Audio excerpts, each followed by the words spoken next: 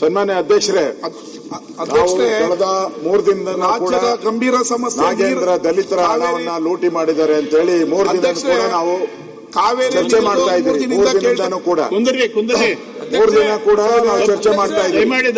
ನಮ್ಮ ಉದ್ದೇಶ ಇರ್ತಕ್ಕಂಥದ್ದು ಒಬ್ಬ ನಾಗೇಂದ್ರಗೋಸ್ಕರ 224 ಸದಸ್ಯರ ವಿಚಾರ ಮಾತಾಡಕ್ಕೆ ಒಂದು ಹಕ್ಕನ್ನ ಚ್ಯುತಿ ಆಗ್ತಾ ಇದೆ. 224 ಸದಸ್ಯರ ಹಕ್ಕನ್ನ ಚ್ಯುತಿ ಆಗ್ತಾ ಇದೆ. ಅವ್ರು ಮಾತಾಡಕ್ ಬಿಡಿ, ಕುಂದ್ರಿ, ನೀವು ಕುಂತ್ಕೊಳ್ಳಿ, ದಯಮಾಡಿ ಕುಂದ್ರಿ.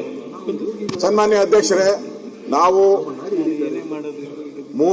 ಇವತ್ತು 4ನೇ ದಿನ, ನಾವು 4ನೇ ದಿನನೂ ಕೂಡ ಧರಣಿಯನ್ನ ಮುಂದುವರಿಸಿದಿರಿ. ನಮ್ಮ ಕಾರಣ ಬಹಳ ಸಿಂಪಲ್. ಒಬ್ಬ ನಾಗೇಂದ್ರನ್ಗೋಸ್ಕರ 224 ಜನರ ಸದಸ್ಯರ ಹಕ್ಕನ್ನ ಚ್ಯುತಿ ಮಾಡಬೇಡಿ.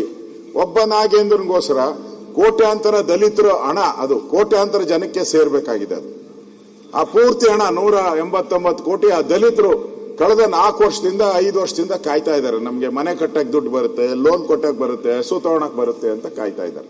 ಆದ್ರೆ ಹಣ ಹೋಗೇ ಇಲ್ಲ. ಇನ್ನು ರಿಕವರಿ ಮಾಡ್ತಾ ಇದ್ದೀರಿ, ಕಾರ್ಗಳು ರಿಕವರಿ ಮಾಡ್ತಾ ಇದ್ದೀರಿ, ಮನೆ ರಿಕವರಿ ಮಾಡ್ತಾ ಇದ್ದೀರಿ, ಚಿನ್ನ ರಿಕವರಿ ಹೇಳ್ತಾ ಇದ್ದಾರೆ.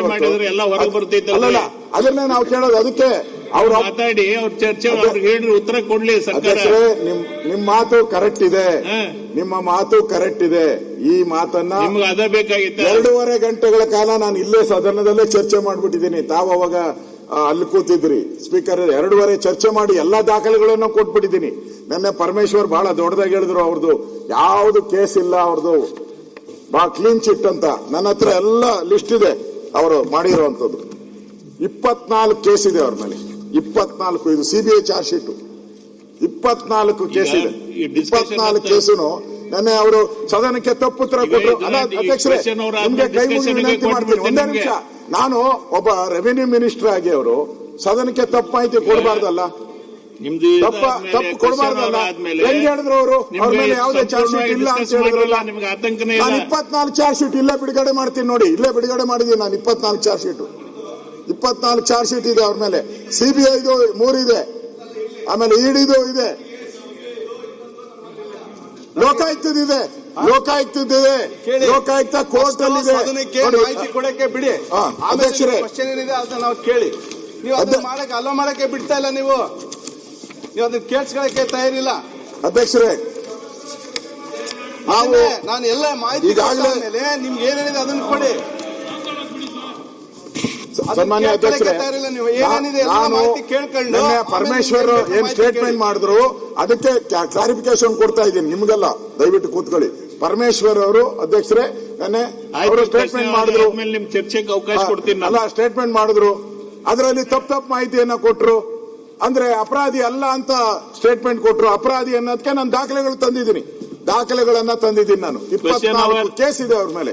24 ಕೇಸ್ಗಳು ಆ ಸೀರಿಯಲ್ ನಂಬರ್ ನಾನು ಎಷ್ಟೋ ಇದೆ ಅಂತ ಇಲ್ಲ. ಅದಕ್ಕೆ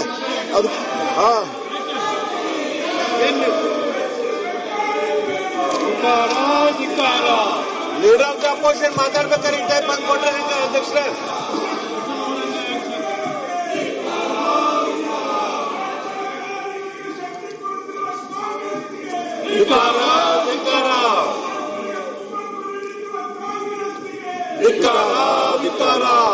ಮಧು ಬಂಗಾಳ